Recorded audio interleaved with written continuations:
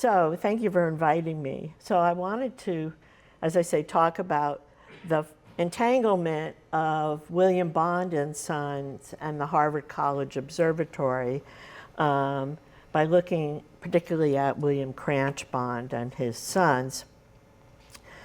So let's go to the first slide. So William Cranch Bond was the youngest son of William and Hannah Cranch Bond. We just heard about Hannah, who had emigrated to the United States from Devonshire, England in 1787. His father established a clockmaking business in Boston in 1793 called William Bond and Son. It's a very convenient name because they could use that name over about more than 100 years. William Cranch Bond apprenticed to his father and was self-taught in astronomy. At age 15, which was 1804, he built a chronometer in the clock workshop. And in 1813, he set up a simple transit made of pierced brass, which he nailed to the east side of the family home in Dorchester for finding sidereal time to rate the firm's chronometers. And this slide is just showing the whole method of watching a star transit like the side of a house, like a chimney, which is basically how he did this. But his most astounding feat as a young man was between 1812 and 1815, he built the first marine chronometer in the United States. In 1819, on a trip to see his English family, Bond married his first cousin, Selina Cranch. And coming back from this trip, he also brought back this Breguet repeater pocket watch that you see here, which is now part of the Harvard collection. The couple had 6 children, of which George Phillips and Richard Fifield Bond are central to our story. But I'm also going to mention the 2 eldest sons, William Cranch Jr. and Joseph, and a daughter, Selina. So Bond had a very happy family life. After the death of his first wife, he married her sister, Mary Cranch. So first he's marrying a cousin, then he's marrying her sister, another cousin, so a lot of insider action here, however you want to put it. And the family settled when he came back with his bride and began his family. They lived in this house on Cottage Street in Dorchester, and it would serve as both his residence and observatory. So in the center of the family parlor, Bond put a multi-ton granite pier for a telescope and sawed an aperture through the ceiling for observing. And then he set up stone blocks for transit and other instruments that were scattered around the yard. So he had not only a lovely wife, he had a wife who was very forgiving of putting holes in ceilings and things. But we have to remember Bond's time was divided between work in the family clock business and these astronomical pursuits. Now, Bond's youthful making of this chronometer brought him to the attention of Harvard professor of mathematics and natural philosophy, John Farrar, and the mathematician and navigational specialist, Nathaniel Bowditch. And Harvard had hoped to build an observatory with fixed instruments instead of at this point, they're just using various rooftops of buildings on campus. And they sent Bond to England in 1815 to determine how a first-class observatory should be outfitted. From Bond's report and those received from continental observatories, it was clear that the costs were much higher than Harvard had estimated.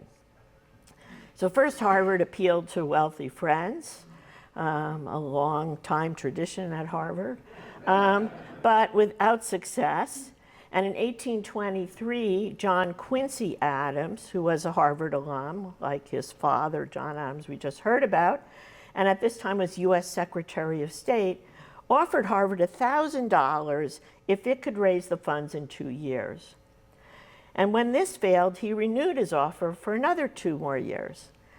But that capital campaign also failed. So in 1839, at wit's end, Harvard asked William Cranch Bond to bring his own instruments to Cambridge and work for free from a rooftop in Harvard Yard as the official astronomical observer. Now, this was such a deal, you know. And Bond, he enthusiastically accepted it. And he moved into the Dana House, and you see a drawing here of it from the Bond papers, the day books, all the Bond business records and stuff are in the collection of historical scientific instruments, which I used to curate. And among those is this picture of the Dana House. And the building survives today. It's had a number of owners. It's been moved to a different nearby street. The roof line has changed, but here you see where how he had altered it to put a transit room. And he had to bring his own instruments. Harvard was like, you're coming, we're paying you nothing, and you have to bring your own stuff. So he's like, okay, so he brings a Troughton and Sims transit, like you see here, a bit bigger though. And the other three instruments on this page are instruments of his that survive in the collection to this day that he brought with him at the time. A reflecting telescope by Bate, an Arnold and Dent chronometer, and that Breguet repeater that I showed earlier. When this telescope was acquired by the collection of scientific instruments at Harvard in around the 1960s, here's a fun fact. The will of Bond's daughter, Selena, was found rolled up inside the tube. That was where she stored it. So now that's also part of the Bond papers. At the time that he was setting up at the Dana House, a local joked that a turret added to the Dana House roof was a caboose with a telescope that commands an unobstructed view of all the chambers in the neighborhood. So let's turn now to the Harvard College Observatory.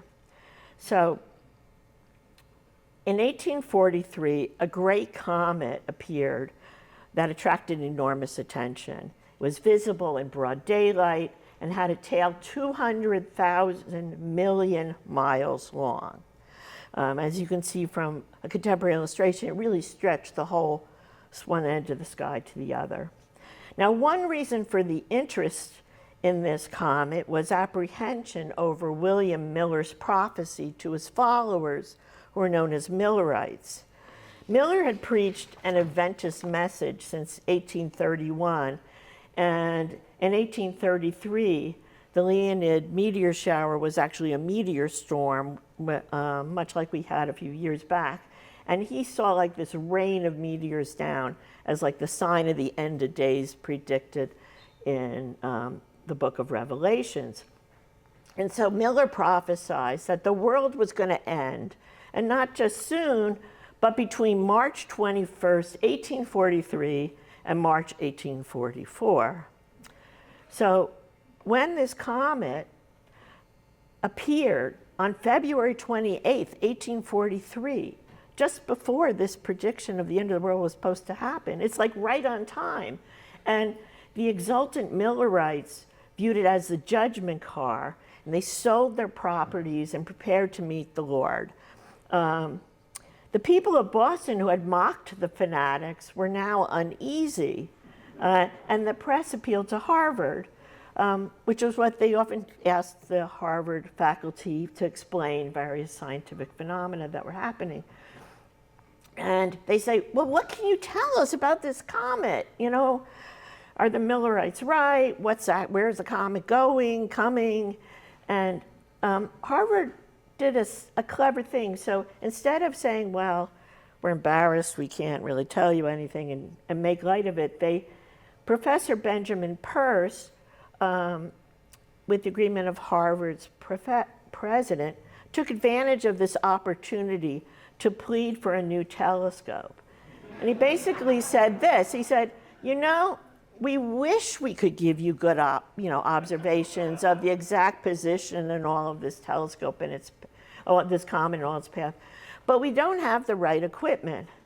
Now, I have to tell you, a certain school down in New Haven, Yale, is very well provided in this way, as is a Philadelphia high school. And the citizens of some upstart Ohio river town have an even better telescope and observatory. Why is Massachusetts lagging behind? So, shamed by the comet, the community leaders ponied up $25,000 in 6 weeks. And when we look at who they were, here's a dedication plaque in the observatory. The preponderance of insurance companies on this plaque underscores the importance of Boston as a mercantile center dependent on shipping and the widely held belief that astronomy was good for navigation. And we talked a bit about when Davis Obel talk about longitude and the role of timekeeping in navigation. The chronometers have to get it from observatories, so that's where they come in. So now Bond, he could design, build, and direct this monumental observatory that had these fixed instruments, which we mean instruments like you see here, a telescope mounted on a granite pier, so it could be stable. And Harvard bought a refractor from Merz and Mahler of Munich with a 15-inch aperture.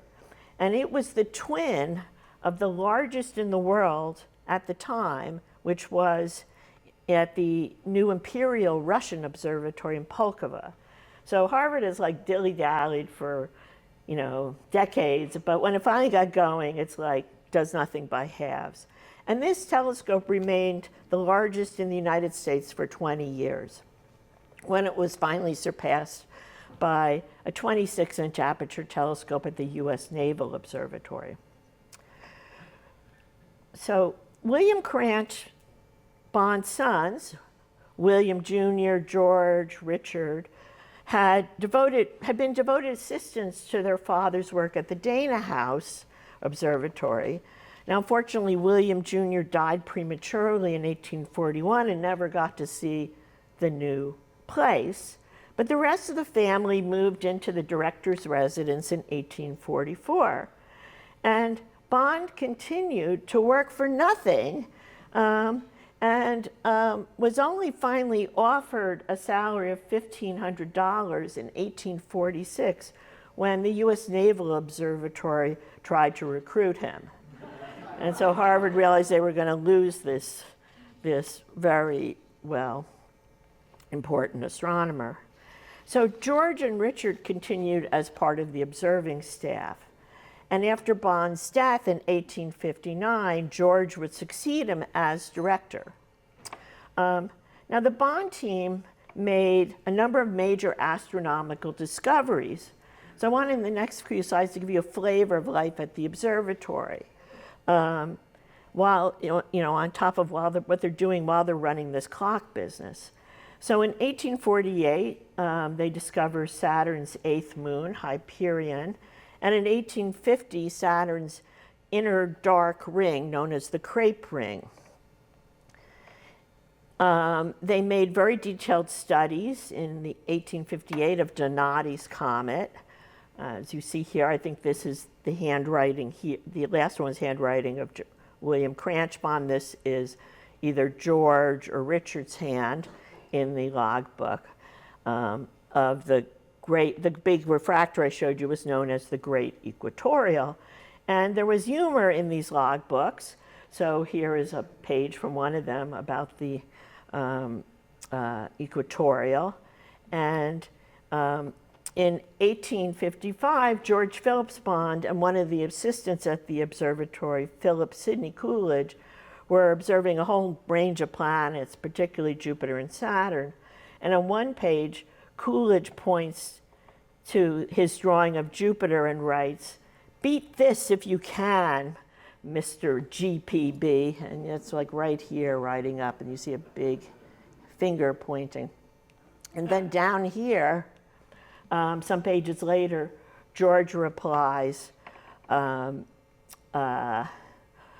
below this picture of Saturn. Oh, envy of the first assistant, who is jealous that he cannot draw so well. Another important thing about the bonds was the bonds are very important. The bonds were pioneers in celestial photography, and they took the first photograph of a star other than the sun in 1850, as well as some sensational daguerreotypes of the moon and a solar eclipse. In 1857, they took the first wet plate photo of stars. This was a pair of stars in the Big Dipper. And in 1858, they were the first to photograph a comet. This was Donati's comet. But we must remember, while all this observing is going on, Bond and his sons, George, Joseph, and Richard, were more than astronomers. They were horologists. And not only did they work at the observatory, they were also partners in the family clockmaking firm, William Bond and Sons. And their talents in both these fields came together in horological innovations for astronomy. So I'd like to now turn to what's known as the New American Method. Now, as already mentioned, an important part of observatory work was the timing of a star transit, a star crossing the meridian, which gives the star's position in right ascension, which is measured in hours, minutes, and seconds, and is one of the coordinates when you put stars in a map of the sky. Right ascension is one coordinate and declination is the other. So you want to know the star's right ascension, and conversely, you use these transits to regulate the observatory clocks. So the traditional method of measuring a transit was to, like you see here, the astronomer would count beats on the clock, watch a star cross wires in a micrometer eyepiece, and jot down what star he saw and when, estimating between beats of the clock he saw it. So this involves a lot of multitasking, which is never that good a thing. And so just to explain this a little more to give you a feel for it. So this is what, if you looked in the eyepiece of a transit, like you see here, which the bonds used at Harvard College Observatory, you see these cross wires. And here you see with a glint of light, outside, you can see the wires. And then, and here's what you would see. So where the blue arrow is the pole star, and so during the course of the night, the stars will revolve around that pole star, and different stars will cross, well, there we have it, different stars will cross between those wires. So in 1848 to 1850, Bond devised what became known as the American method of astronomical observation, and employed new horological instruments invented by the Bonds for timekeeping, time recording, and time signaling. So what you have is a clock with an electrical brake circuit that could send time signals along wires, telegraph wires, to a drum chronograph, which is the instrument you see here, and we'll have some close-ups in a moment.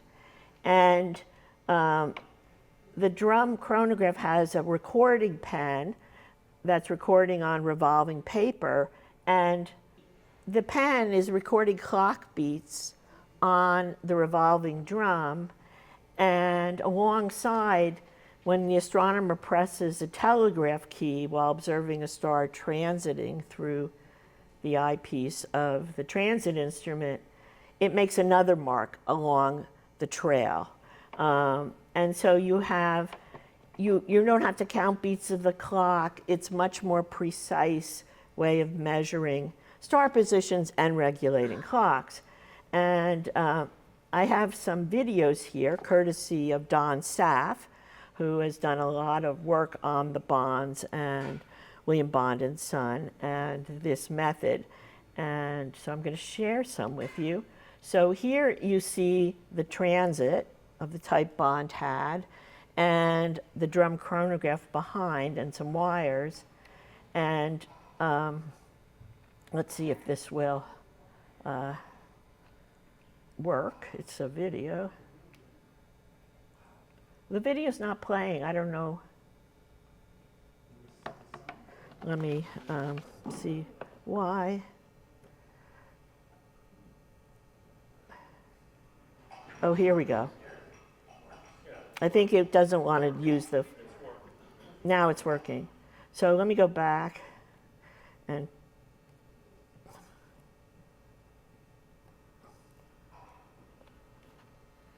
So you're going to see Don's hand come in and hit the telegraph key in a moment.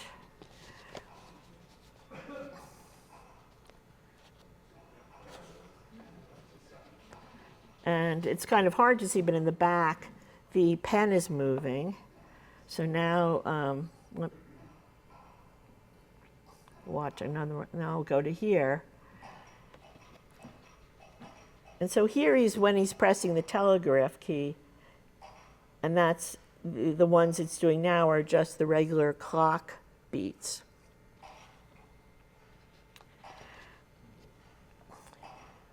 Now, the key to this instrument is this drum chronograph devised by William Cranch Bond collaboratively with his sons George, Joseph, and Richard, and technicians at the Bond firm. And the success of this system depended on the drum rotating uniformly.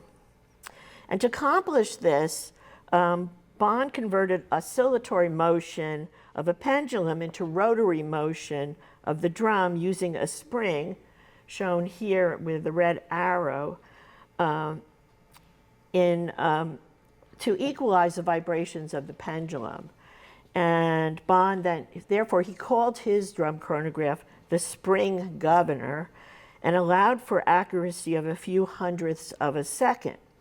So here is a video of the gravity escapement and the half seconds pendulum that's built onto the chronograph.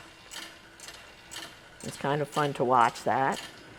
And then here is the other side of that box. We have a fly governor here, and between that pendulum and this, there's the that spring, and you see the drum rotating. These are videos courtesy of Don Saff, using a second version of Bond's drum chronograph. So in 1850, the Massachusetts Charitable Mechanic Association awarded Bond and Son a gold medal for William Cranch Bond's break circuit clock, which he called the electrotelegraphic clock, and his pinwheel escapement drum chronograph, also known as the spring governor, which this is the medal for. And the new American method took European observatories by storm. It was far more accurate than the old ear, eye, hand method of listening to and counting beats of the clock while watching the transit of a star and jotting down the instant when it crossed a wire in the field of view. And when it was displayed at the Great Exhibition in London in 1851, it earned a bronze medal for the company and was lauded in a publication called American Superiority at the World's Fair, which is where this picture comes from. So I'd like to turn now from this to astronomy as public utility. Now, a major reason that the state was encouraged in all places to support astronomical research was the presumption that astronomy was useful. You know, the state didn't really care that you're going to learn what Jupiter's made of, but it's useful for navigation, for geodetic surveys, and timekeeping. And all these are needs of any commonwealth and federal government. Now, the Harvard College Observatory, under the leadership of William Cranch Bond and his son George Phillips Bond, made very good on this expectation. So the story of the need of good chronometers for navigation is well known, and the firm of William Bond and Sons specialized in selling and repairing them and rating them. But in the 1830s, the firm had contracts also with the U.S. Navy. And in 1838 to 1842, William Cranch Bond took part in chronometric expeditions led by Charles Wilkes. In brief, the Bond and Son firm rated the chronometers used to provide longitude at sea and coordinates for major ports such as Cambridge, Liverpool, and Greenwich, as well as elsewhere. Then there was this second kind of chronometric expedition in between 1848 and 51, and again in 1855. Richard Bond took part in doing mathematical work organized by the U.S. Coast Survey to track the daily rates of hundreds of chronometers on board transatlantic postal ships, like you see here in this picture. And William Cranch Bond, his father, also participated in a similar enterprise in 1855. Now, at the same time, so they're trying to see how these chronometers vary. You'll have like 100 on a ship, and they will rate them, you know, what's losing, what's gaining over the course of the voyage, which was a little over a week with these steamships, and see who, not only which, you know, they were all different brands, not just the Bond and Son brand. And in this same period, Richard Bond developed brake circuits for chronometers, which then could be widely deployed as regulators themselves for the American method or on expeditions to find longitude.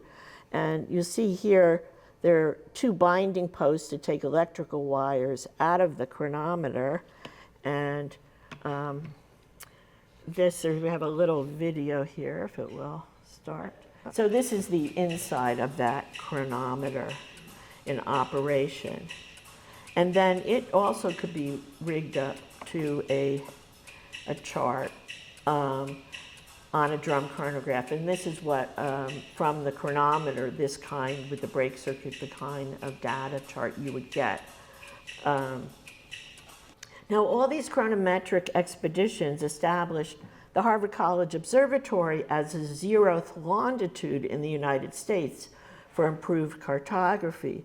So most of the maps drawn in the second half of the 19th century take Harvard's observatory, where that telescope was, as the 0th point, and they know how far that, and the expeditions and longitude measurements for other parts of the country and mapping were drawn from there, and then they would add a corrective to make it look like Greenwich if they wanted. Sometimes they didn't. Sometimes these maps just say from Harvard College Observatory as the 0th longitude.